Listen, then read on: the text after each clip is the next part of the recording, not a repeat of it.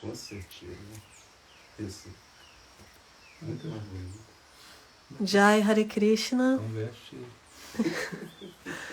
Haribol, bem-vindo a todos. Estamos aqui presentes para mais uma live com o Gurudeva. Sejam todos muito bem-vindos. A live ela é no formato perguntas e respostas, então vocês podem deixar qualquer dúvida aqui no chat, que Gurudeva vai respondendo uma por uma. Pode ser pergunta sobre meditação, sobre yoga, sobre o Bhakti, sobre a prática, sobre autoconhecimento, enfim. Sejam todos muito bem-vindos. Jai Om Shnupada Srila Bhaktivedanta Puri Goswami Maharaj aqui. A primeira pergunta de hoje é relacionada, perguntam assim: qual a visão do Gaudiya Vaishnavismo sobre o aspecto do Espírito Santo? Jai, Hare Krishna, bom dia. Bom, então, esse aspecto, né, do Espírito Santo, né, ou seja, é um aspecto que está mais relacionado a Swarupa Shakti de Krishna, né? Ou seja, a influência dessa energia espiritual interna na nossa vida. Então isso seria como a influência do Espírito Santo. Então, na realidade, Jesus Cristo ele disse, né, eu sou o seu filho, né?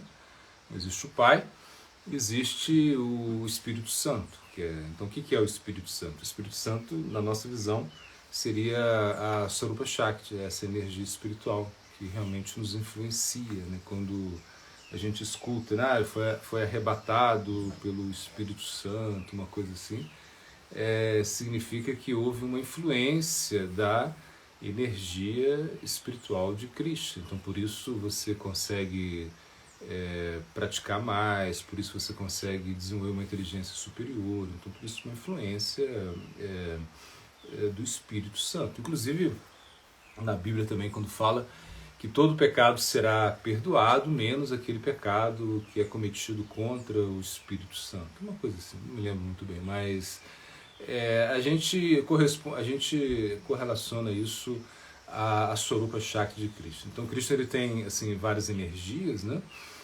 Krishna está com as suas energias, ele tem a energia externa, né?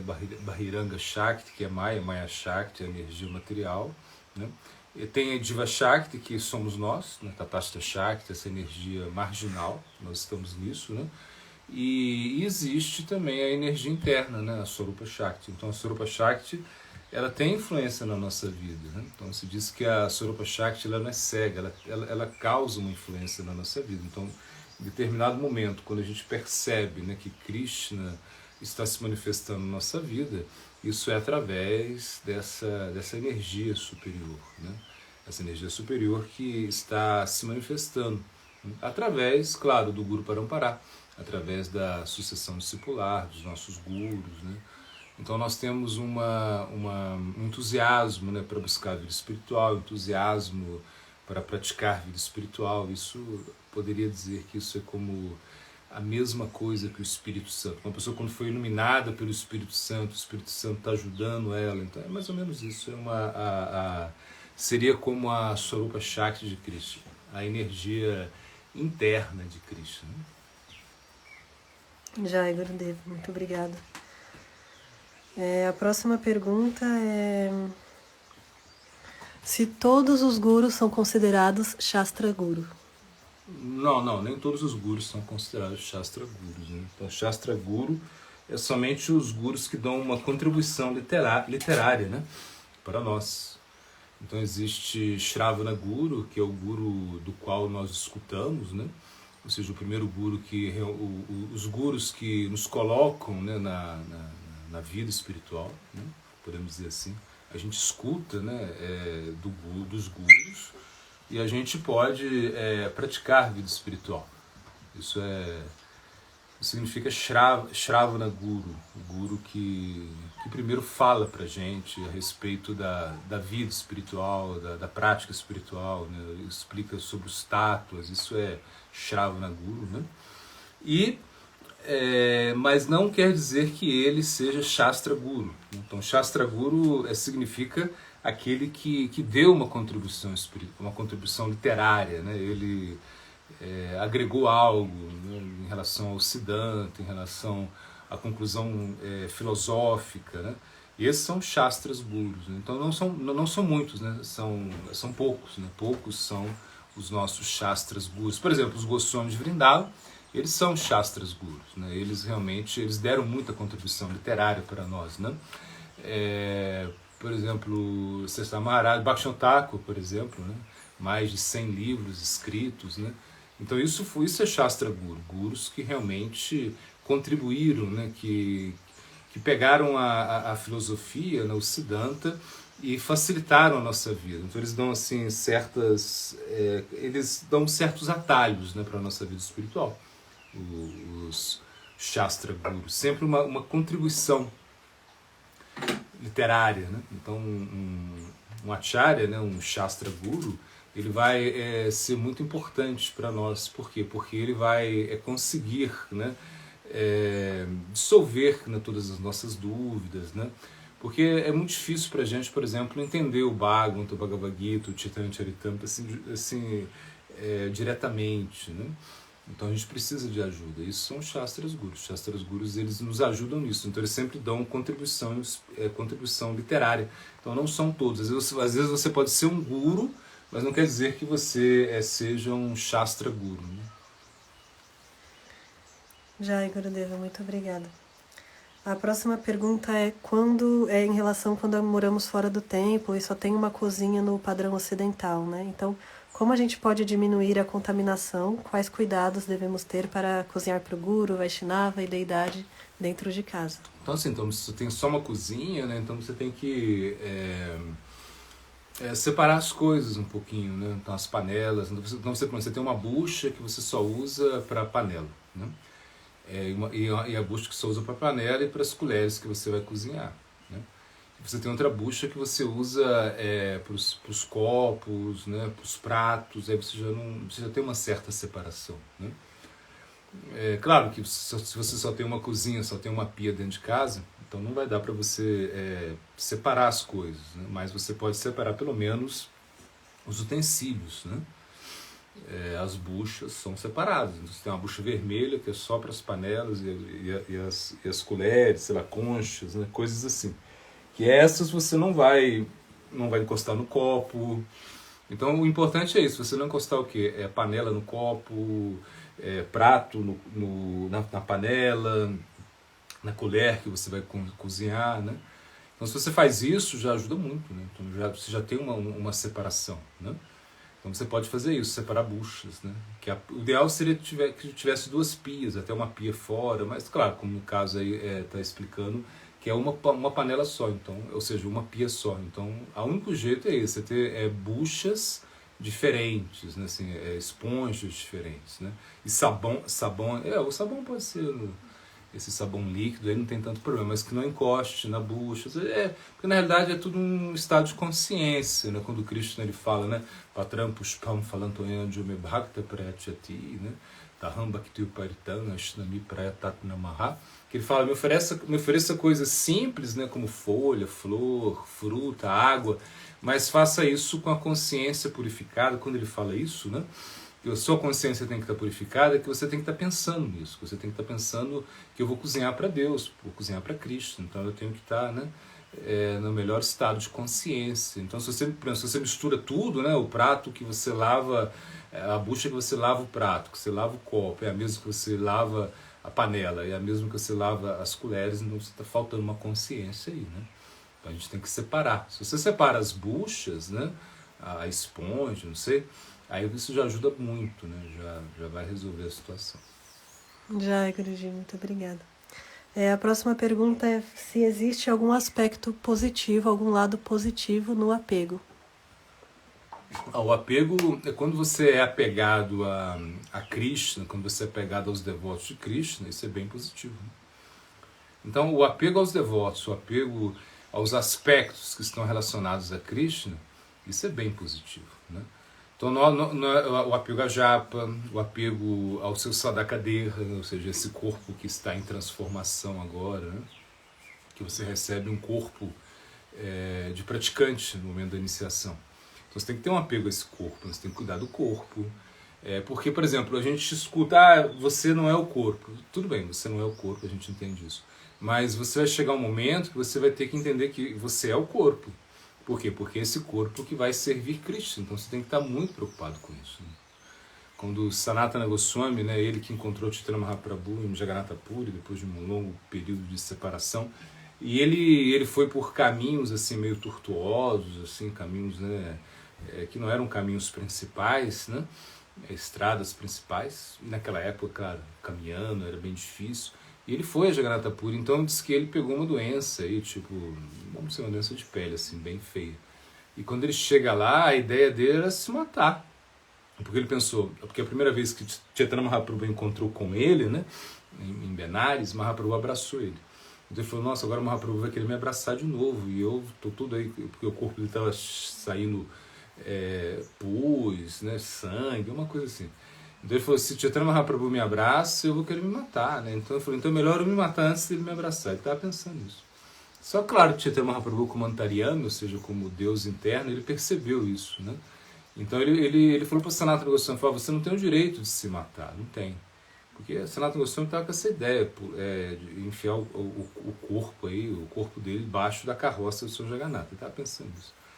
Mas Mahaprabhu falou, não, você tem muitas coisas para fazer para mim com o seu sadhakadeha, com o seu corpo, né, de praticante. Né? Eu quero que você escreva livros, eu quero que você descubra os locais de passatempos de Radha Krishna em Vrindavan, eu quero que você instale deidades, que você construa templos. Imagina, essas foram as designações que Mahaprabhu deu, as instruções que Mahaprabhu deu a Sanatana Goswami. Então ele não queria, né? Não queria de jeito nenhum que Sanatana Goswami não cuidasse do seu corpo, né? Então, na realidade, o apego ao nosso corpo é importante. Então, você tem que cuidar do seu corpo. Por exemplo, se você está doente, você tem que se tratar. Se você machucou a perna, você tem que cuidar, porque é muito importante o seu corpo, né? Para a sua prática. Então, o apego ao corpo é positivo. O apego à família é positivo? Positivo também. Se você tem apego à família, por quê? Porque a sua família, ela vai ser consciente de Krishna. Os seus filhos vão ser conscientes de Krishna. É a célula familiar que vai fomentar aí a consciência de Cristo na sua vida. Então tem que ter apego a isso, esses aspectos, cuidar disso, né?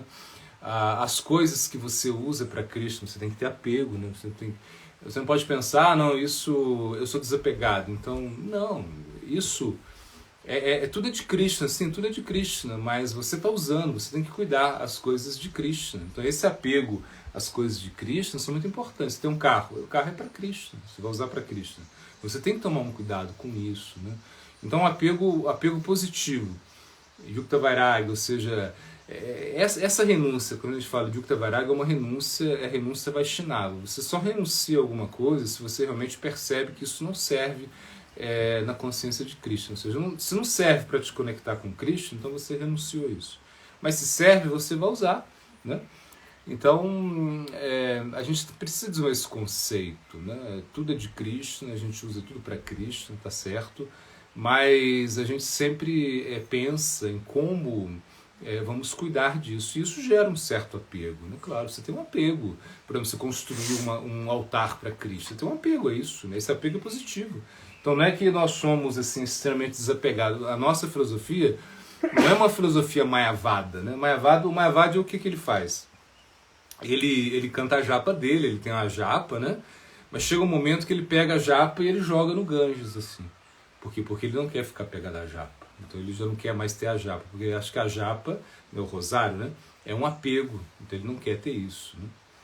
Então, por exemplo, uma vez o Swami Maharaj Prabhupada, né?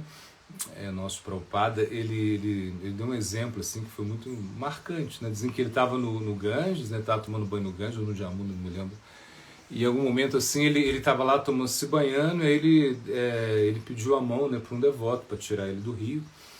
E quando o devoto tirou ele do rio, assim, ajudou ele a sair do rio, ele foi e empurrou o devoto no rio, né? Todo mundo ficou assim, como, o que é isso? Por que ele fez isso? O que aconteceu? Será que houve alguma ofensa? Eles ficaram pensando.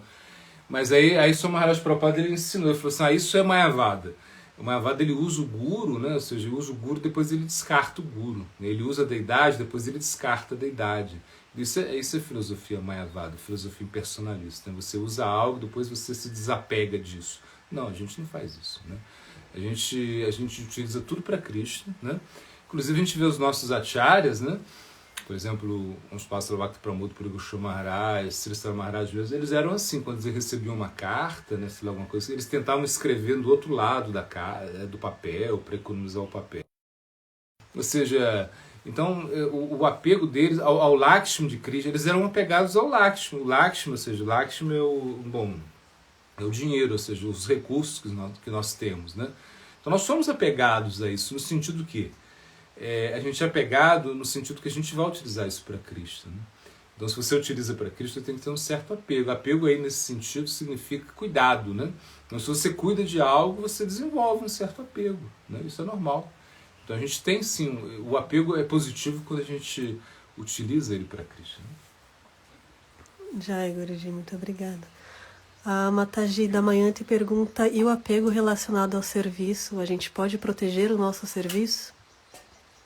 Sim, você pode proteger o seu serviço também. Você pode ter um apego ao seu serviço, mas que esse apego não seja um apego obsessivo, né?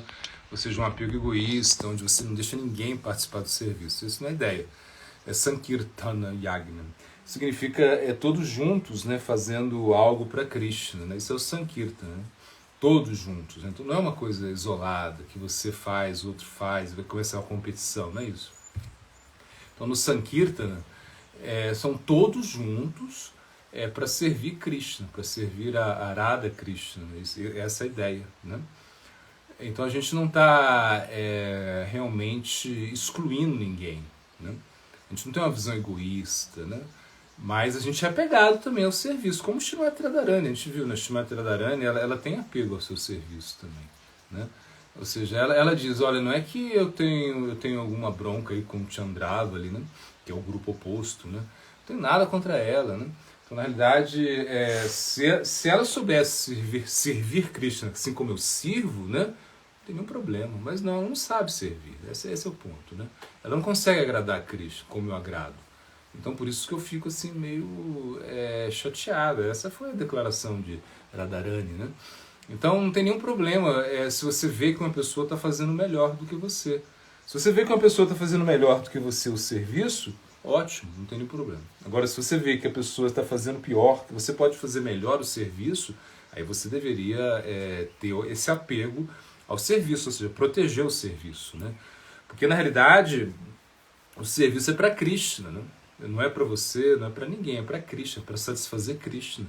Então a gente tem que selecionar. Se você sabe, se você é perito em algum serviço, faça você. Se não existe ninguém melhor do que você para servir, você mesmo vai servir. Se você é o melhor cozinheiro, que você cozinhe. Se você é o melhor pujari, que você faça o puja, né? Se você é o melhor construtor, que você construa. Algo assim. Agora, isso não quer dizer que as pessoas não possam participar. Claro, podem. Esse é o movimento de Sankirtan, onde todos podem participar, né? Então, Krishna quer isso. Ele quer na verdade, o Bhakti, ele é muito,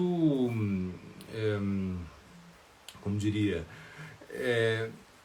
cooperativo, né? Esse é o Bhakti. O Bhakti, ele precisa de cooperação, várias pessoas fazendo vários serviços, ou seja, isso é muito importante, né? Para isso que está o serviço, né? Para ocupar as nossas faculdades, né? Físicas, mentais, ou seja, no serviço. Porque é muito difícil você ficar só cantando japa, só meditando, isso é algo bem difícil. Então você tem muitos serviços para fazer, né?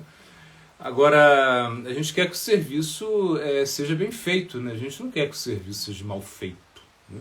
A gente quer que o serviço realmente agrade Krishna, que o serviço possa satisfazer os Vaishnavas, né? Então a gente fica preocupado nisso, né? Então por isso a gente não é desapegado do serviço, assim, completamente desapegado, pode fazer de qualquer jeito que a gente é desapegado. Não, não é assim não. A gente quer que o serviço possa realmente satisfazer Krishna, né? E a gente vai tentar fazer da melhor forma. Se não tem ninguém melhor que a gente faça, a gente tem que fazer. Agora, claro, se você vê que uma pessoa faz melhor do que você pode deixar ela fazer sem nenhum problema, né? Então o serviço ele não é um aspecto egoísta, né? É um aspecto colaborativo, onde todos podem participar do serviço, né? Então todo mundo tá sendo convidado para servir Krishna, todo mundo pode fazer algum serviço para Krishna, todo mundo. Ninguém é incapaz de servir Krishna, todo mundo tem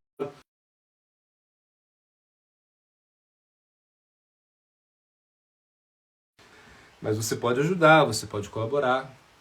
Então essa é a ideia, por exemplo, se você não consegue cozinhar, se você não tem tanta segurança assim, sei lá, cozinhar para 300 pessoas, um exemplo, né?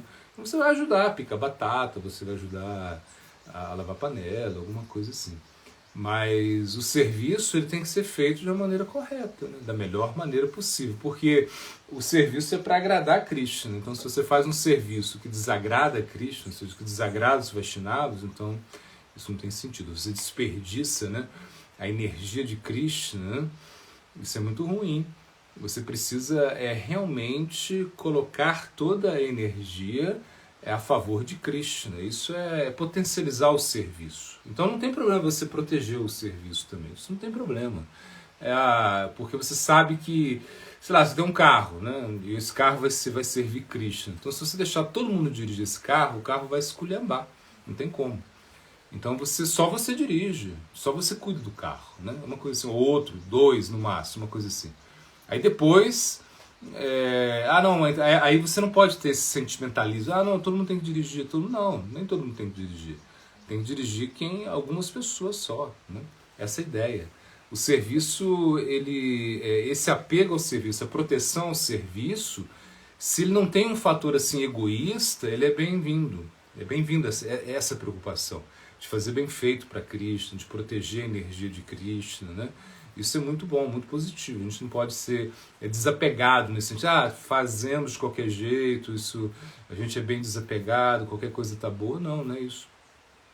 Tudo que a gente utiliza para Krishna, a gente tem que cuidar. Ou seja, se a gente tem essa oportunidade, né, de servir a Krishna, né, com essa energia que ele tá nos dando, né, a gente tem que cuidar disso. A gente não pode ser desleixado, né, com isso, né? Por isso a proteção ao serviço é importante. A gente tem que proteger, sim, cuidar do serviço que a gente está fazendo a Krishna, a coisa seja bem feita, né? Por exemplo, você está fazendo um serviço a Krishna, está funcionando, de repente alguém quer participar disso e ele vai e avacalha tudo, faz tudo errado, aí você já não deixa mais. Por quê? Porque o serviço não está sendo feito da melhor maneira. Então a gente pode proteger o serviço, sim. Jai Gurudeva, muito obrigada. A Mataji Maheswari, ela pergunta: Jai Gurudeva, Hare Krishna, reverências. Ontem estávamos lendo sobre a natureza divina e demoníaca. A natureza demoníaca está em todas as almas condicionadas? Jai. Então a natureza demoníaca, a natureza divina, ela não está na alma, né? Não está na alma. Ela está na mente, no ego, na inteligência, nos sentidos. Aí está a natureza demoníaca e a natureza divina, né? Então a gente entende, né, o ser humano. Ele aqui, o que ele é? Ele é uma alma de Vatma, nós somos de Vatma. Entretanto, nós nos condicionamos, né, a alguns aspectos da energia material. Então, por exemplo, se você pega a alma, né, de Gandhi, se você pega a alma de Hitler, é a mesma coisa. Aí você fala, como é isso? Né? Hitler é uma pessoa, que fez tanto mal para as pessoas, né, sei lá. E Gandhi é uma pessoa que fez tanto bem para as pessoas. Eu peguei assim 2 exemplos assim, bem extremos, né, só para a gente ter uma ideia. Mas se você pegar a alma, a posição da alma, a característica da alma de Hitler e de Gandhi é a mesma coisa. Ou seja, as qualidades da alma dos dois não tem diferença. Só que, claro, a mente, a inteligência, o ego, né, tudo isso é diferente. Então eles são diferentes, né?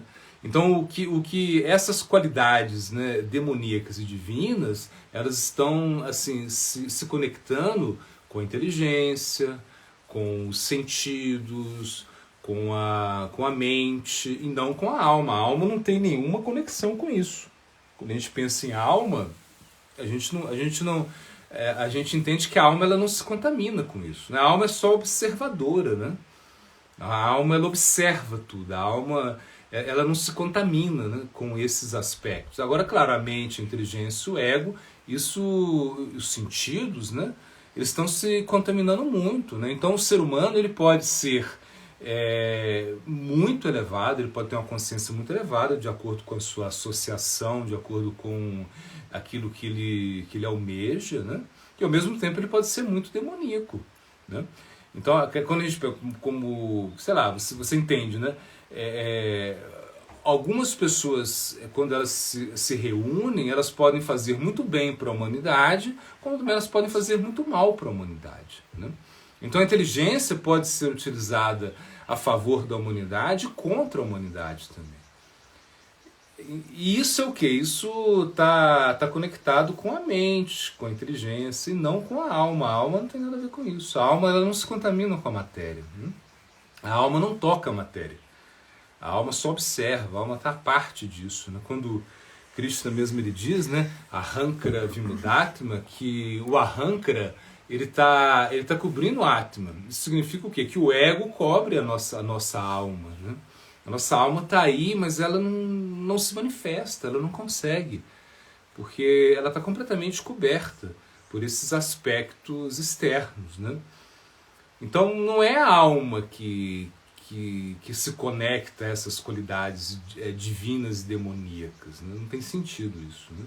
Ou seja, que uma alma esteja conectada com qualidades divinas e demoníacas. Não, é a mente, é a inteligência. A inteligência, Buddha, por exemplo, ela se contamina muito, ela fica muito contaminada com certos aspectos da natureza material, né?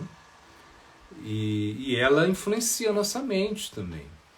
Então, por isso é que o ser humano, como ele tem uma inteligência mais desenvolvida, né, ele pode, por exemplo, sei lá, destruir a natureza toda, ele pode acabar com a água do planeta, ele pode fazer acabar com a Amazônia, não sei. Ele pode fazer muitas coisas demoníacas, né? Isso é devido a quê? Devido à inteligência expandida que ele tem. Sei lá, ele pega um trator, né, sei lá, com umas duas correntes gigantes, começa a destruir um monte de árvore ao mesmo tempo, né? O que acontece às vezes, né? Pega uma motosserra, fica cortando tudo, né? Já os animais, eles não conseguem fazer isso, né?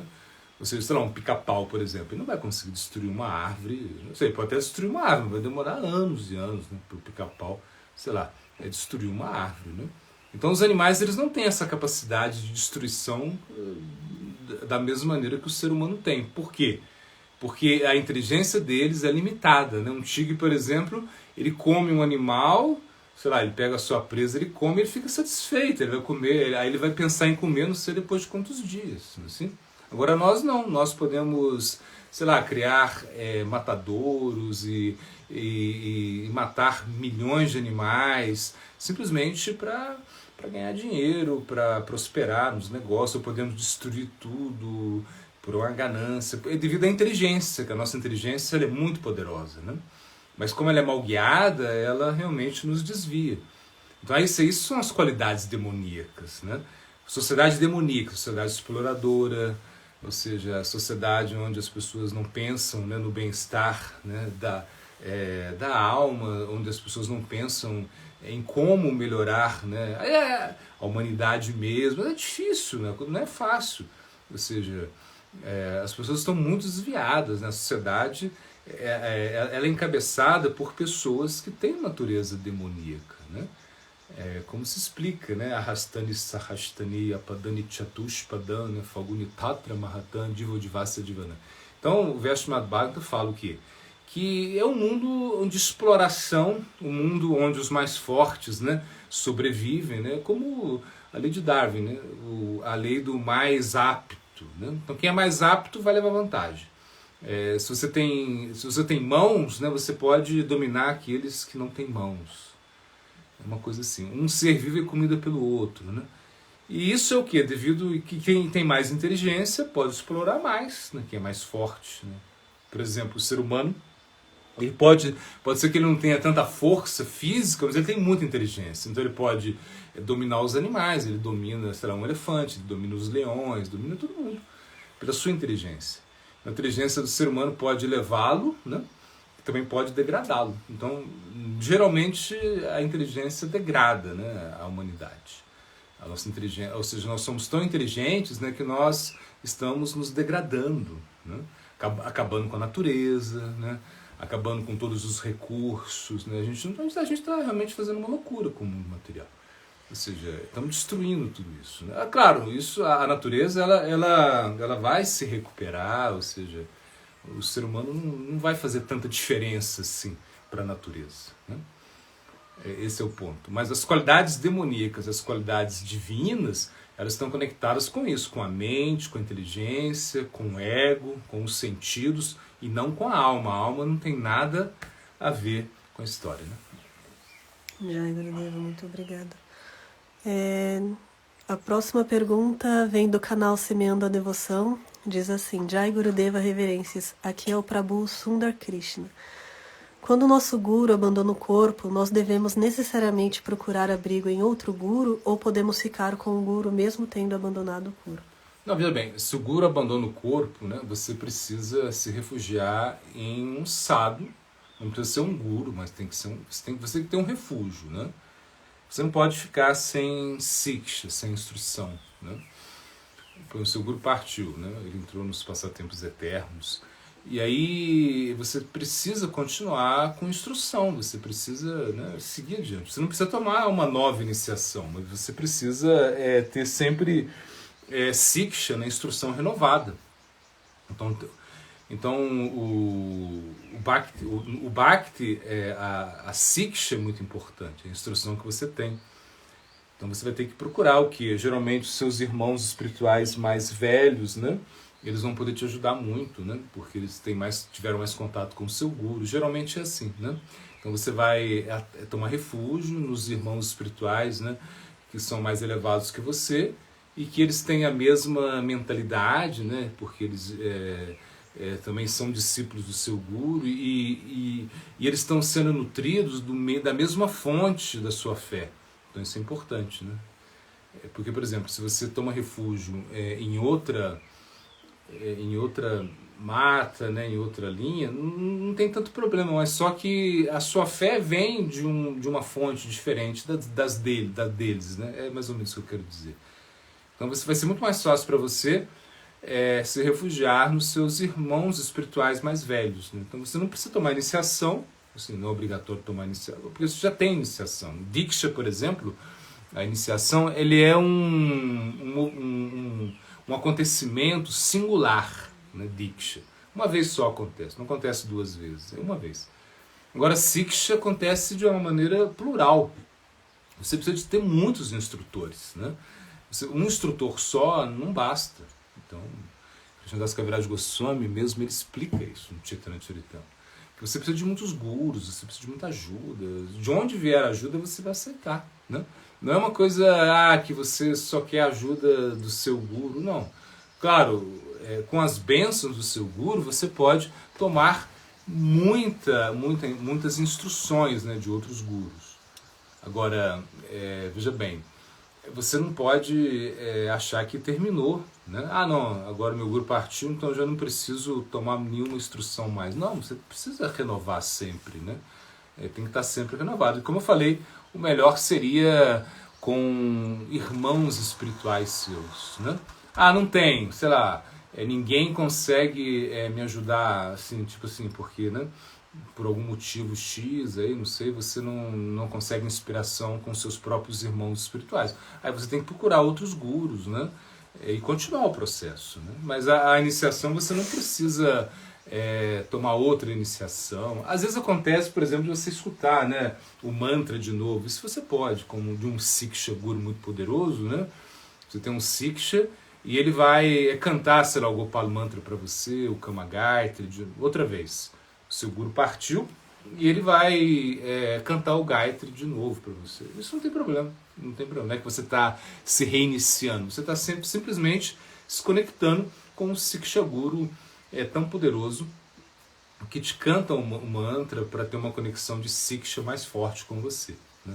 Mas você precisa assim, sempre de refúgio, né? Você não tem que achar que tudo terminou, porque eu tinha um guru, o guru partiu e agora já não preciso mais nada, eu não preciso mais de instrução. Não, a instrução sempre é necessária.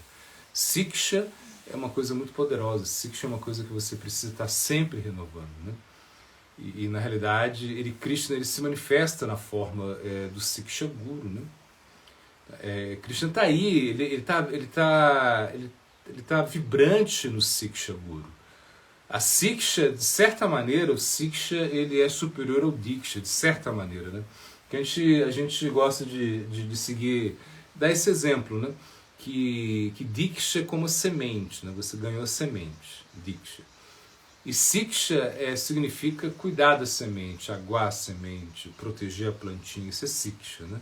Então os dois são importantes, né? Você não pode ter um e descuidar de outro, não, você tem que ter os dois, né? Os dois. Porque se você não tem a semente, você não vai ter a planta, e se você tem a semente e não cuida da planta, você não tem nada, né? Se você não cuida da semente, a planta não vem. Se você joga a semente na água, não faz nada, não vem a planta. Você precisa dos dois. E quando o seu guru partiu, você precisa continuar cuidando da semente. E por você mesmo, às vezes não vai dar certo. Você precisa de ajuda, então você precisa de siksha, você precisa de instrução, você precisa de sadhusanga, né? Sadhusanga é muito importante, né? Se o guru não está, você precisa sempre estar buscando aí o auxílio, né, a ajuda, né, de outros gurus, outros sadhus. Não precisa ser um guru, gurus, não precisa ser gurus mesmo, pode ser sadhus, né? Pode ser pessoas que estão praticando a devoção de uma maneira genuína, não tem problema. Jai Gurudeva, muito obrigado. A Mataji Irada Sundari, ela pergunta: o senhor poderia falar sobre doação de órgãos, doação de sangue e as trocas energéticas e karmáticas nesse aspecto? Hare Krishna. Hare Krishna. Então, doação de órgãos, doação de sangue. As escrituras não falam nada disso, assim, de certa maneira, né? Porque naquela época não havia isso, né? Mas assim, se você doa, né, os seus órgãos, não tem nenhum problema. Você doar os seus órgãos, né? Você dá o sangue, né, para outras pessoas, não tem nenhum problema. Você está fazendo uma espécie de caridade, né? Assim, tipo, uma caridade material. Você está ajudando o corpo de outras pessoas. Isso é benéfico, de certa maneira. Só que, se você doa os seus órgãos, se você doa o seu sangue para pessoas, né, que estão realizando atividades pecaminosas, pessoas que estão atuando, né, para o mal, assim, podemos dizer assim, então você vai ser prejudicado também. Isso que você tem que entender, né? Por exemplo, eu doei todos os meus órgãos para um Vaishnava. Ótimo, imagina aí o Vaishnava. O que o Vaishnava está fazendo? Está cantando japa, fazendo Ekadashi, está ajudando as pessoas, está dando prachada. Perfeito. Você vai se beneficiar com isso, né? Agora doei, sei lá, meus órgãos para uma pessoa que eu nem conheço, que ele tem um matadouro, está matando um monte de boi, tá roubando, tá fazendo coisas estranhas. Então aí você vai ser prejudicado. Por quê? Porque você deu essa energia para essa pessoa. Isso é a troca karmática, né? Você deu energia para essa pessoa perpetuar o mal. Então a gente não quer isso, né? Então, se você vai doar os seus órgãos, sei lá, se você vai doar uma córnea, uma coisa assim, se você vai doar sangue, né? Você tem que saber para quem você vai doar, né? Na nossa concepção.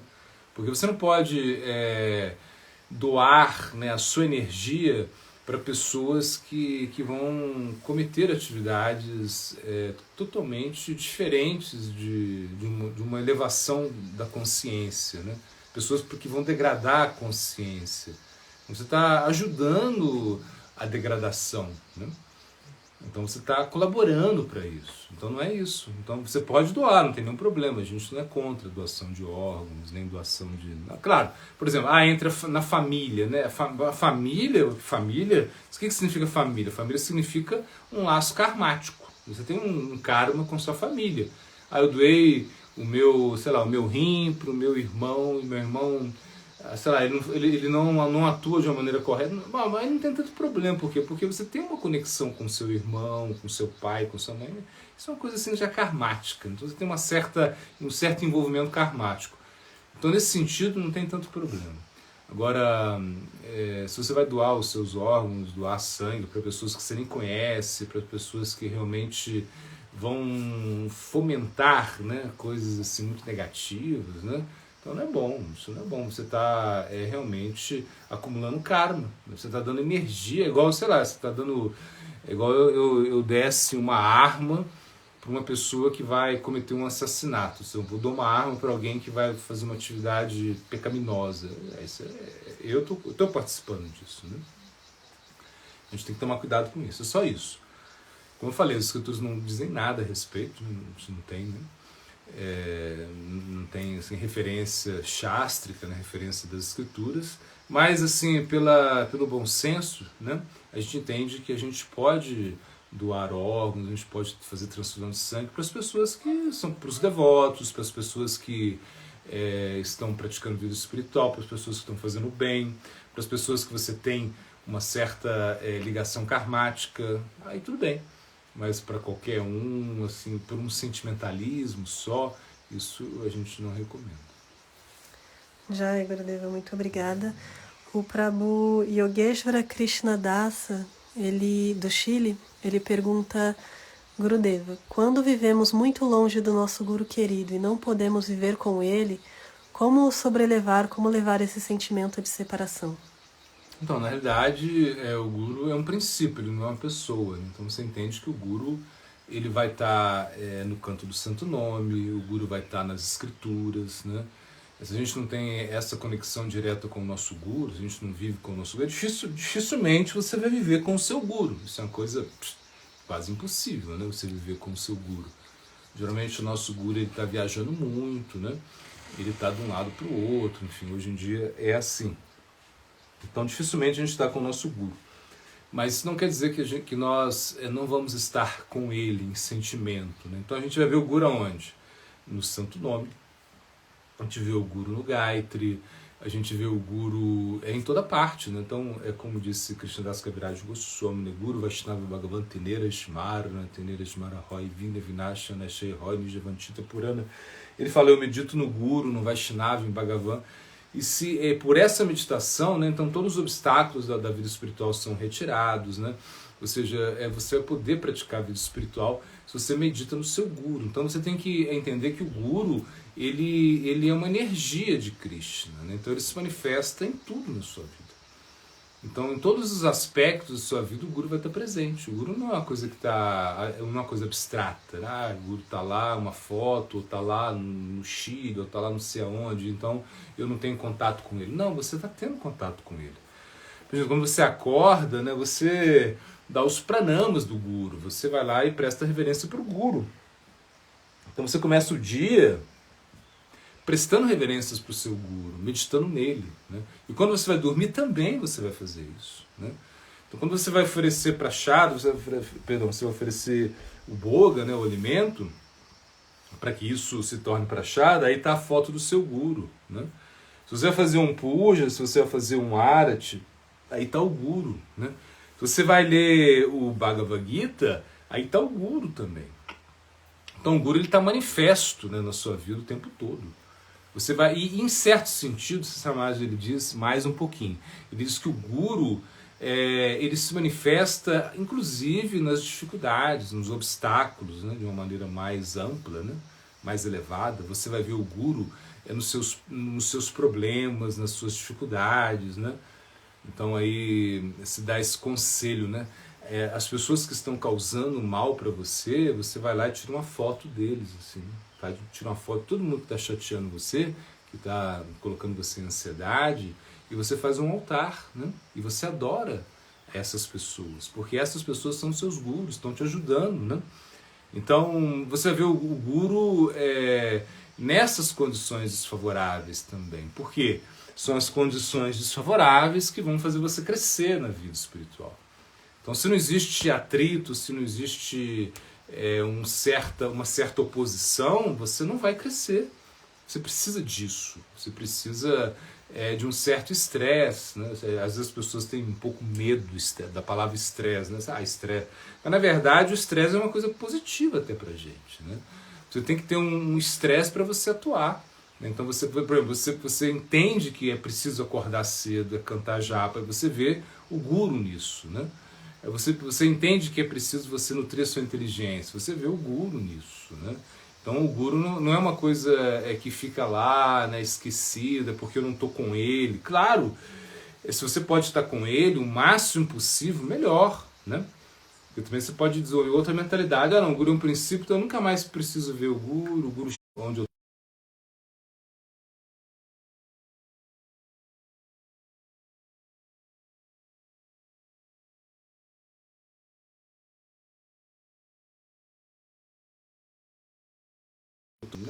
Você vai. A sadhusanga significa mova-se, um certo movimento. Você vai atrás, você vai lá na Índia ver o seu guru, você vai lá não sei aonde ver o seu guru. Ótimo. Não pode, você não consegue. Tudo bem, aí você guarda ele no coração mesmo. Né? Você não vai perder o guru em nenhum momento. Né? Então não tem esse perigo de você se desconectar do guru se você realmente tem uma conexão real com ele. Porque o tempo todo você vai estar pensando nele, o tempo todo você medita nele, o tempo todo você pensa em como vou agradá-lo, no sentido por quê? Porque eu vou oferecer alimento para ele, porque eu vou fazer um arati e ele vai estar presente, a lembrança dele me inspira, né, em cantar japa, em cantar o Gayatri, em ler as escrituras, eu escuto uma aula dele, então imagina, a presença dele está aí, está viva, ainda mais hoje em dia, né, que tem WhatsApp, tem áudios, tem lives, sei lá. Você pode escutar o seu guru por muito tempo, né? Você bota lá rolando lá o sonho, você está escutando ele, está escutando as aulas dele, está escutando as palavras dele, então você está conectado com ele, é um sentimento, né? Então mesmo que você more longe, isso significa, a distância aí não significa um impedimento de você estar sempre se lembrando do seu guru. Né? Jai, Gurudeva, muito obrigada. O Prabhu Yogeshwara pergunta: qual o seu sentimento em receber Guru Maharaj na fazenda? O que está no seu coração sobre a vinda dele? Então, na realidade, Guru Maharaj ele já está na fazenda, né? Ou seja, ele está no nosso coração. Ou seja, recebê-lo é uma formalidade só, né? Ou seja, claro, existe essa formalidade, que é uma formalidade simplesmente material. Ou seja, a presença do Guru, a presença física do Guru, é simplesmente uma conexão material que a gente precisa, né? A gente precisa disso, né? Uma formalidade material. Você vê o Guru, você vê a presença física dele, o jeito que ele caminha, o jeito que ele sorri, sei lá, isso vai te ajudar, o jeito que ele pratica, né? Porque é o aspecto corporificado dele, né?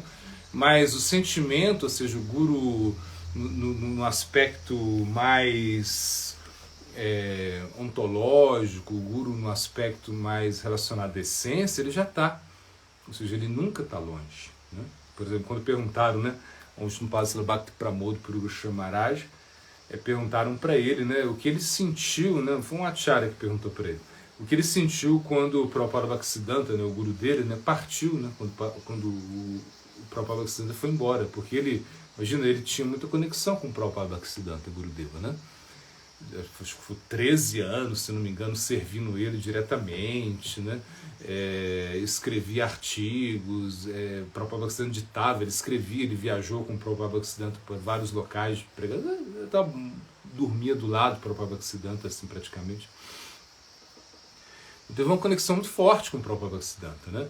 Assim, dos discípulos que a gente conhece, talvez Gurudeva seja o discípulo, né, que mais teve conexão com o Prabhupada Bhaktisiddhanta direta. Né? Sesara Maharaj teve um pouco, mas ele já era um sannyasi, né? Quer dizer, viajava, não estava perto. O Swami Maharaj Prabhupada mesmo, que a gente conhece também, ele se encontrou com o Prabhupada Bhaktisiddhanta 14 vezes só, mais ou menos, uma coisa assim, né? Bhaktivedanta Goswami Maharaj estava pregando, então Gurudeva estava do lado de Prabhupada Bhaktisiddhanta, do lado, né? Servindo, anotando o que o Prabhupada Bhaktisiddhanta falava, né? Tinha uma conexão muito grande com ele, né? Imagina, o Prabhupada Bhaktisiddhanta chamava ele de Pranava, né? Pranava, de Pranavananda, né? Que era Pranavananda Brahmachari, e o Prabhupada Bhaktisiddhanta chamava ele Pranava, vem cá, Pranava. Assim, era uma coisa assim muito íntima, né? Então, quando perguntaram para ele o que você sentiu quando o Prabhupada Bhaktisiddhanta partiu, saiu, enfim, e ele disse, Babo, ele pegou, segurou o sannyasi, né, pelo braço, falou assim, Baba, o Guru nunca parte, o Guru nunca vai embora. Né? Ele nunca foi embora, porque é um sentimento que você tem. Então, se ele nunca foi embora, ele também nunca chega, ele nunca aparece assim, fisicamente. Né? Mas, claro, se manifesta esse passatempo, né, que é importante, também não digo que é importante, que a gente não está feliz, que é igual, que, ou seja, a gente é indiferente se ele vem ou não vem. Não, a gente quer que ele venha, claro. Mas isso não é uma coisa física, né? O Guru está sempre com a gente, que é um sentimento que a gente tem. Então ele está sempre aqui, está presente, né? O tempo todo, no Arati, quando oferece o Boga, nos serviços, na nossa meditação, né? Então todo dia a gente está orando para ele. Então ele não está ausente da nossa vida, né?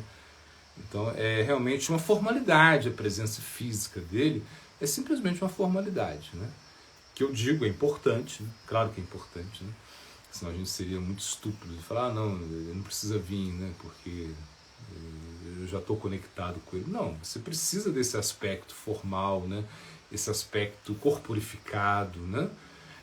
Dele. Agora, não que ele não esteja conosco, ele está sempre conosco, né? Então o nosso Guru, ele está o tempo todo conosco. Inclusive, por exemplo, quando nós estamos, né, diante de algumas situações assim difíceis, né, como a luxúria, a ira, a inveja, quando isso nos ataca, se a gente medita no nosso Guru, a gente pode se livrar desses empecilhos, entende? Então o Guru é uma proteção o tempo todo. Se você tem o Guru Tattva forte em você, bem estabelecido, você está sempre protegido. Você nunca vai estar desprotegido. Então por isso a gente precisa ter o Guru presente na nossa vida mesmo, né? E essa vinda, né, dele, né, será para a fazenda, como você fala, é uma coisa simplesmente formal, é uma formalidade, né, que é importante, mas não é essencial. Jai Gurudeva, muito obrigada. A próxima pergunta é: por que Parikshit Maharaj aceitou a maldição, mesmo podendo anulá-la? Então, você disse que Parikshit Maharaj, né, ele que era um rei, que era um rei santo, muito poderoso, né, que tinha uma conexão muito grande com Krishna, né? Imagina, ele foi protegido por Krishna, né, no ventre, né, de Uttara, da sua mãe, né? E ele tinha os sentidos controlados, ele era uma pessoa muito, muito preparada espiritualmente, né? Mas, por algum momento, né, numa caça, fazendo uma caçada, né, os reis caçavam nessa época, ele entra na cabana de um sado, né, Samik, né? Samik? Sring. Não, Sring é o filho dele, né? Samik é o sado, verdade, né? Que estava lá meditando, estava em transe, né? Estava em Samadhi, Samik Muni. E ele não viu Parikshit Maharaj entrar. Ou seja, ele está tão profundamente absorto no seu transe, né? Que ele não percebeu que o rei estava chegando, imagina. Na cultura védica, né? Se você recebe uma pessoa na sua casa, né? Pode ser até seu inimigo, você tem que dar para ele pelo menos um assento, né? Tem que trazer água, trazer uma fruta, alguma coisa assim. Isso é a cultura védica, né? Agora imagina um rei. O rei é considerado o representante de Deus no mundo material. Claro, dentro desse conceito do Varnashram, né, ele representa Deus. E ele entra na cabana, sedento, morrendo de sede, e ele vê que o sábio, né, Samik Muni, nem... Ele falou... Ele pensou que ele tinha ignorado ele. Então, nesse momento, ele vai, pega uma cobra morta, bota no pescoço de Samik, né? Sring, que era o seu filho, quando ele soube disso, ele amaldiçoou o rei, que o rei ia ter 7 dias de vida. Então, quando ele soube que tinha 7 dias de vida, então, nesse momento, se explica que ele poderia anular essa maldição. Ele poderia. Ele tinha poder para isso. Por que ele não quis? Porque ele queria escutar o Srimad Bhagavatam. Então ele aceitou isso, né? Ele aceitou o quê? Que existe um Dharma superior, né? Savapunsham paradharmo yato bhaktiya doksheya haitukiya pratihatayatma suprasidyat. Foi o que Shukadeva Goswami falou para Parikshit Maharaj. Quando ele pergunta qual é o Dharma supremo, qual é o dever supremo para quem vai morrer em 7 dias, né? Então ele teve essa oportunidade de falar o Bhagavata, ou seja, de escutar o Bhagavata. E o Bhagavata é pra gente, né? Então, imagina, esse foi o benefício maior. Por isso que ele não recuou. Ele não estava muito apegado a uma vida material, né? Ou seja, a esse corpo material. né? Então ele queria em 7 dias, e 7 dias significa o quê? Que ele tinha 7 dias que ele ia ser morto, ele ia ser picado, né, por uma cobra, né? E ele tinha, e aí se explica aqui, que são 7 dias, segunda, terça, quarta, quinta, sexta, sábado e domingo. 7 dias ele ia morrer, como nós também. Ou seja, nós vamos morrer em 7 dias, não é isso? Ou vamos morrer na segunda, ou na terça, ou na quarta, ou na quinta, ou na sexta, ou no sábado, ou no domingo. Você não tem jeito de escapar disso. Você fala, não, mas eu não quero morrer nesses 7 dias. Não, não tem jeito. Você vai ter que morrer. Ah, morreu na segunda, morreu na terça, morreu na quarta, morreu na sexta. Você vai ter que morrer também nesses 7 dias. Então nós temos 7 dias de vida também. Então isso é de uma certa maneira, uma instrução para a gente, né? Então, para o Maharaj, ele não quis combater essa maldição, apesar de ter poder para isso, porque ele queria nos instruir, ele queria que realmente a gente pudesse receber benefício disso. Quando a gente vê o Bhagavata, né, aí se explica que o Bhagavata, tem um verso no Bhagavata que fala, né, a cada posta do sol, né, assim quando o sol está se pondo, assim quando o sol está nascendo, você está perdendo a sua vida, não é assim? E é verdade, por exemplo, hoje, né, o sol vai se pôr, significa o quê? Que você está perdendo a sua vida.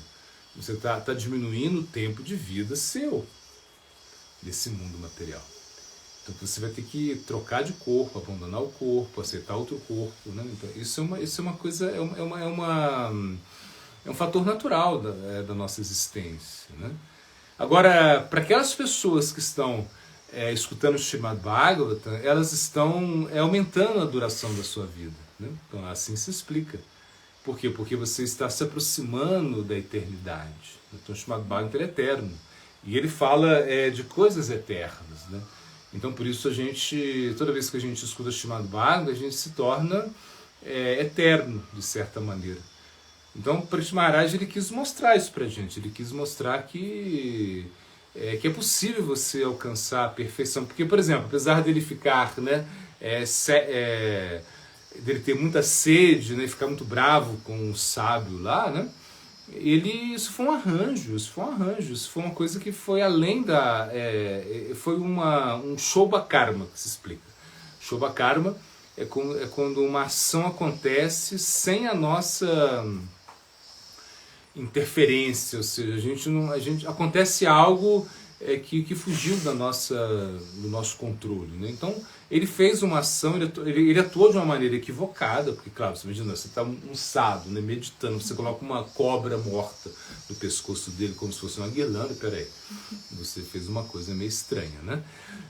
Mas isso foi para quê? Para que o Srimad Bhagavatam fosse falado, muitas pessoas foram beneficiadas com isso. Até hoje a gente está lendo o Srimad Bhagavatam porque devido a esse ato de Parikshit Maharaj, né?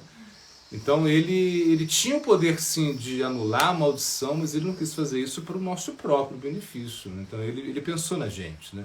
Ele falou, se eu anulo a maldição, é como se eu tivesse medo da morte. E na realidade, quando ele se aproxima de Shukadeva Goswami, que ele fala que tem 7 dias de vida, Shukadeva Goswami fala, você não vai morrer, abandona essa consciência animal que você vai morrer, porque o animal, ele tem essa consciência que vai morrer. O animal, né? Ou seja, ele não pensa na morte, cara, ele não pensa na morte, mas ele também não pensa numa solução definitiva para os seus problemas, né? Porque a morte é um grande problema, né? Você tem que estar sempre morrendo, nascendo, morrendo, nascendo, morrendo, nascendo. Então, se você coloca um fim nisso, você não tem que mais nascer, e você não tem mais que morrer, você vive num plano eterno. Isso é o nosso objetivo, né? Servir Radha e Krishna aí no plano eterno, né? Da existência, da transcendência. A gente quer isso, né? Mas Parikshit Maharaj, ele pensou, acho que nesse benefício que ele poderia proporcionar, né? Ou seja, de entregar o Srimad Bhagavatam, né? E também de mostrar que realmente 7 dias é mais do que suficiente para você alcançar a perfeição, né? Jai, Gurudeva, muito obrigada.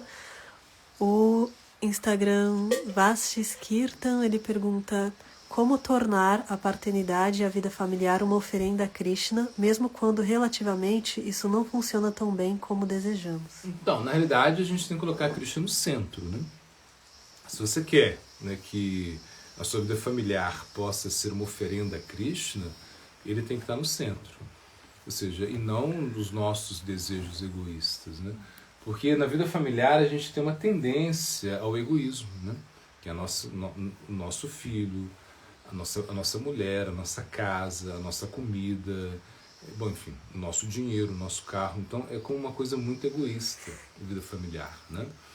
E em certo sentido tem que ser assim mesmo. Você não pode, né, sei lá, descuidar dos seus cuidados relativos, né, à sua família, porque a sua família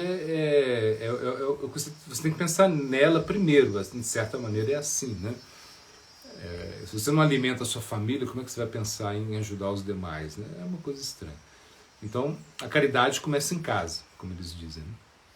Então você tem que cuidar dos seus filhos, cuidar da sua esposa tem que cuidar do marido, enfim, para que realmente Krishna possa estar satisfeito. Enquanto Krishna não estiver no centro, né, a gente não consegue satisfazer as nossas o propósito da vida familiar, né? Por quê? Porque o egoísmo vai estar no centro, né? Então é isso, é colocar Krishna no centro. Esse é a melhor maneira, né? Por uma vez, por exemplo, Gorakshura Das Babaji Maharaj, ele era um babaji, um sannyasi, como uma espécie de renunciante. Ele deu um conselho assim, muito interessante a um brahmachari que ia se casar. Havia um brahmachari, né, na mata de Prabhupada Bhaktisiddhanta, no templo de Prabhupada Bhaktisiddhanta, e ele era um brahmachari por muito tempo e de repente ele resolveu se casar. Tudo bem. Então os devotos, então todo mundo ficou meio preocupado assim, porque era um brahmachari que servia por muito tempo, né? Então o que ele falou? Então levaram ele para conversar com o Gorakshura Das Babaji Maharaj. O Babaji Maharaj deu um conselho para ele, né? E o conselho de Babaji Maharaj foi: você vai servir a sua esposa, você não vai desfrutar da sua esposa. Entenda que a sua esposa não é um objeto de desfrute, ela é um objeto de serviço, né? Você serve a sua esposa. Então na vida familiar, o mais importante é a gente desenvolver uma atitude de serviço. Então, por exemplo, eu estou servindo aos meus filhos. Por quê? Porque eu quero que eles sejam devotos, né? Então eu tenho 1, 2, 3 filhos, eu quero que todos esses meninos sejam devotos, né? Então, por exemplo, se eu tenho 6 filhos, significam 6 devotos, né? Imagina, a gente às vezes, a gente está no templo, é difícil chegar a 6 devotos, assim. Chegam 6 pessoas, sempre chegam 6 pessoas, mas não 6 devotos, né? Assim, pessoas que vão ficar 20 anos como devotos, é difícil, né? Mas, então, na família é isso. Por exemplo, você tem os seus filhos, você tem que dar o máximo para eles, o máximo de oportunidade para que eles se tornem conscientes de Krishna. Aí você está fazendo um serviço, né? Então, o marido, o homem, a mulher, esse papel de esposo, esposa, isso vai estar sempre marcado para o sacrifício, ou seja, para o centro, satisfação do centro, né? Quem é o centro? É Krishna.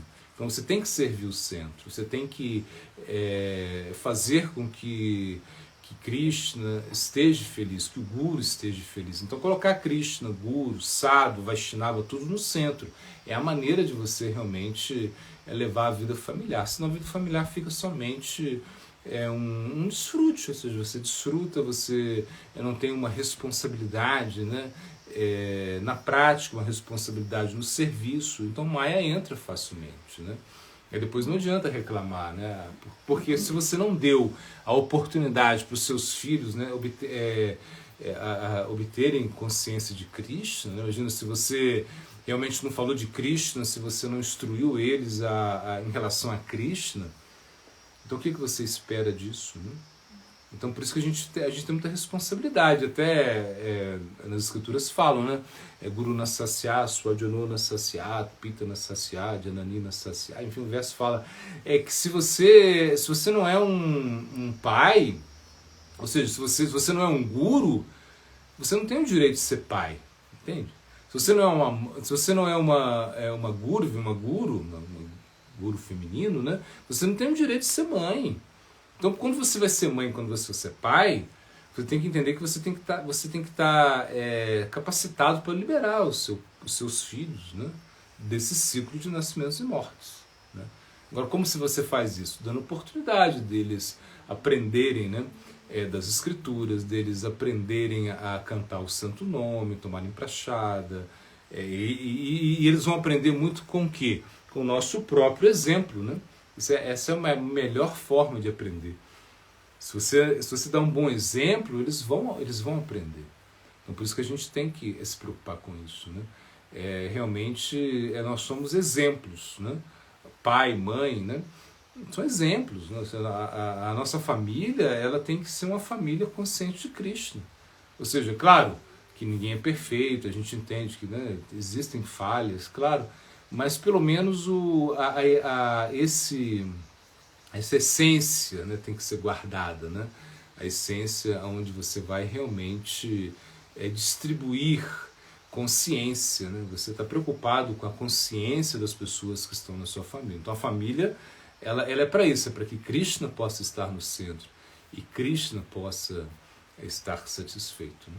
Isso é vida familiar. Jai Gurudeva, muito obrigada. A última pergunta da live é da Mataji Mahesari. Ela pergunta, Gurudeva, às vezes Swami Maharaj Prabhupada, em alguns comentários, manifesta alguns pensamentos um pouco delicados sobre as mulheres, como que diz que não se deveria dar liberdade às mulheres. Como devemos entender os seus comentários sem ofensas?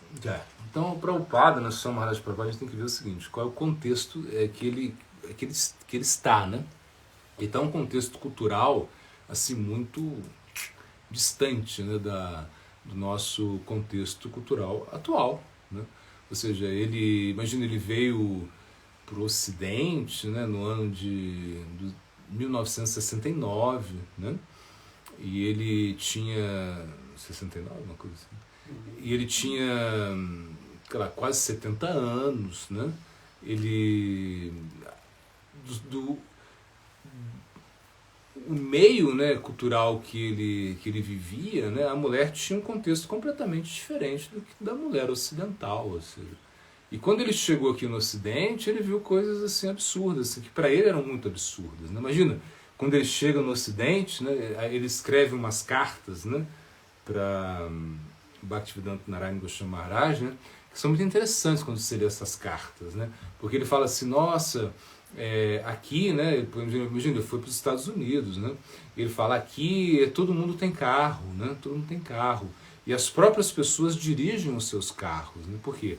Porque na Índia, naquela época, ninguém tinha carro, ou seja, quem tinha carro era só pessoas ricas, né. Aí na carta ele continua aqui, à noite as ruas são iluminadas, né, imagina, na Índia, naquela época, as ruas não eram iluminadas, eram pouca luminosidade, né? Então ele ficou assim muito assim chocado, né, com a cultura ocidental, assim, com tudo que acontecia. Para ele era muito diferente, né? Então ele fez alguns comentários realmente que são comentários assim muito tradicionais, assim muito arraigados a uma certa cultura que ele vivia, né? Então a gente não pode colocar isso para a nossa realidade. Em algum momento que ele tenha falado, né, que a mulher não pode ter liberdade, porque, por exemplo, quando você, até hoje na Índia, né, você vê as mulheres dirigindo carro, mas sei lá, quando eu fui há 20 anos atrás, da primeira vez, não sei, 25 anos atrás, nenhuma mulher dirigia carro. Não tinha, mas no Ocidente elas já dirigiam, né? Ou seja, hoje quando a gente vai na Índia, você vê que as mulheres elas se modernizaram, né? Ou seja, antigamente as mulheres, né, na Índia, elas tinham um papel assim mais de ser mães, ou seja, era uma coisa muito agrícola, né? É diferente, né? Hoje em dia não. A mulher, por exemplo, hoje a posição, né, social que ela conseguiu, que ela conquistou, né, é totalmente diferente, né, da 30, 40, 50 anos atrás, né? Então é um gap, ou seja, um degrau, assim, uma coisa assim muito longe assim, né, da nossa realidade, né? Ou seja, a mulher de hoje em dia é totalmente diferente da mulher daquela época de Prabhupada, né? Não tem nem comparação. Ou seja, o Prabhupada ele cresceu num contexto cultural onde a mãe dele, sei lá, a avó dele, né, era totalmente diferente, assim, não tinha como... E quando ele chega assim, numa revolução, sei lá, revolução cultural, né, contra a cultura, revolução, o advento da pílula, né, anticoncepcional, imagina a mulher se liberando sexualmente, né, porque era um grande problema para as mulheres, né, ou seja, naquela época, onde elas não podiam, né, ter sei lá, elas não tinham muito controle, né, da natalidade, ou seja, então não podiam desfrutar como o homem desfrutava, né, e aí isso ficou igual, assim, praticamente, ou seja, essa revolução sexual, não sei, ou seja, a mulher se liberou, né? Então ela pode fazer sexo só para o desfrute dela, não só para ter filhos, não é uma coisa assim, entende? Então, e Prabhupada pegou tudo isso, né? Ele pegou as mulheres, né, se vestindo de uma maneira totalmente diferente, né? Então para ele foi muito assustador. Então eu acho que ele fez alguns comentários assim para mais para uma proteção, né? Para uma questão assim muito cultural, eu vejo isso, né? Mas não que ele tivesse algo contra as mulheres, ele não tinha. A gente vê isso no próprio contato que ele tinha com as suas discípulas, né? Tinha uma discípula que se chamava Malati, né? Malati era uma discípula dele, que cozinhava para ele, né? E imagina uma vez, ela cozinhou, e aí alguns sannyasis, né, vieram tomar prachada, né, junto, e eles começaram, quando eles souberam que ela que cozinhou, né, eles ficaram meio assim, e Prabhupada conseguiu ler a mente deles. Ele falou assim, olha, pode aceitar a prachada, aceita a prachada, sem nenhum problema. A Malati, né, a minha discípula, né, ela é capaz de cortar a cabeça para mim. Ela pode tirar a cabeça e dar para mim. E eu sou capaz de cortar um braço e dar para ela. É uma coisa assim que ele falava, né? E imagina, ele permitiu que as mulheres, né, adorassem a deidade, né? Ele permitiu que as mulheres cozinhassem, ele permitiu que as mulheres também morassem junto com os homens. Isso ele foi muito criticado por isso, demais. Assim, os irmãos espirituais de Swami Maharaj Prabhupada criticaram muito ele por isso. Como você permite que no templo, né, homens e mulheres vivam no mesmo templo? Coisa que na Índia era um absurdo, né? Até hoje ainda é um pouco. Porque eles cresceram. Uma diferença cultural muito grande, né? Até hoje, quando você vai na Índia, né, quando você vai andar de metrô, tem um local lá que é para os homens, um local que é para as mulheres. Se você está num local onde estão as mulheres, né, se você é homem, já ficam te olhando assim como se eu tivesse feito uma besteira. Então sai daí, é uma coisa assim. Eles têm essa diferença, né? E coisa que a gente não tem. Prabhupada falava, olha, eles se misturam muito, assim, desde criança, assim, eles não têm essa diferença que a gente tem. Vocês têm que entender isso. Então, o Prabhupada foi muito sensível assim, com as nossas, com essas diferenças culturais, né? E claro, em algumas coisas que ele escreveu, a gente pode pensar que ele foi até, sei lá, machista, que ele, não sei, uma coisa assim, mas eu acho que não. Eu acho que foi mais uma questão cultural mesmo, assim. É como, por exemplo, Abraham Lincoln, né? Ele foi a pessoa que libertou os escravos, né, nos Estados Unidos. Assim, ele que foi o precursor da abolição, né, dos escravos, né, nos Estados Unidos. Né. Imagina, uma pessoa foi muito, muito importante, famosa, né? E, entretanto, quando ele libertou os escravos, né, parece que ele escreveu lá, ele escreveu, ou disse, não sei, ele escreveu alguma coisa lá, falando assim que os escravos libertos, né, eles teriam agora liberdade, mas eles não poderiam, sei lá, assumir nenhum cargo no governo, eles não poderiam trabalhar no governo, uma coisa assim. E se a gente pensa, então, poxa, ele é racista, então, né? Não é que ele era racista. Para aquela época, tudo que ele fez, né, foi um avanço muito grande, mas claro, num contexto ele se precaveu de alguma coisa que, bom, não sei. Então, na realidade, eu acho que é mais ou menos o que aconteceu com o Swami Maharaj Prabhupada. Ele veio para o Ocidente, né, ele pegou uma coisa assim um momento assim muito efervescente de liberação, né, sexual, contra a cultura, uma coisa assim muito doida, e ele teve que lidar com tudo isso, né, teve ter que conviver com várias discípulas, e ele aceitou tudo isso de uma maneira assim, muito incrível, ele não fazia discriminação, né? Agora, claro, como ele vem assim de um contexto cultural assim, muito distante, né? Era totalmente diferente, né? Então ele fez alguns comentários assim que parecem assim, meio, sei lá, misóginos, machistas, uma coisa assim, mas eu vejo que não. Eu vejo que acho que a gente não pode tirar esse aspecto dentro do seu mais, esse carinho, esse cuidado que ele teve com as mulheres. Ele mesmo, né, quando algumas vezes, né, fala, não, que as mulheres precisam, eles queriam fazer, sei lá, o ashram de Brahmacharya Ashram, né, ou seja, queriam que as mulheres tivessem a oportunidade de serem treinadas como brahmacharinis, né, que são como estudantes espirituais, e ele estimulou isso, ele falou, sim, as mulheres elas precisam disso, né, porque elas não porque no Ocidente realmente as mulheres elas não tiveram esse, claro, não tinham esse cuidado, né, que realmente se espera, né, que as estudantes, a oportunidade de ser protegidas, de terem um treinamento espiritual. Então ele estimulou tudo isso, né? Não é que ele era, não, porque você pensa assim, a mulher é só para quê? Tem que casar, tem que fazer um bom chapate, tem que cuidar do filho. Não, o Prabhupada ele entendia que a mulher no Ocidente ela trabalhava, ela...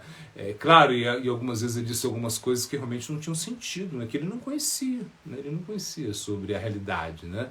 Por exemplo, algumas vezes ele disse que a mulher tem menos inteligência que o homem. Ele disse isso algumas vezes, né?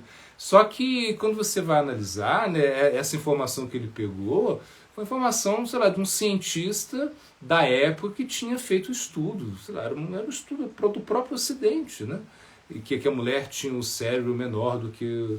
Mas você vê que isso não tem nada a ver. Hoje você vê as mulheres, né, como elas são inteligentes, né? Ou seja, você vê, pelo menos no Brasil, né? Quando a gente pensa assim, em termos de concurso público, né, são mais mulheres que passam do que os homens, ou seja, e a gente vê mulheres médicas, advogadas, juízas, enfim. Você vê que a inteligência da mulher, ela é igual ou superior à do homem, ou seja, isso não, porque é mulher, porque é homem, não existe diferença nisso. Agora, claro, Prabhupada, ele fez alguns comentários baseado naquilo que ele tinha conhecimento, que ele tinha escutado e que ele vivia, né, num contexto assim, muito diferente. Imagina um bengali dos anos 50, né, vindo para Nova York, uma revolução assim, sexual, cultural tremenda, né, guerra do Vietnã, coisas assim, né?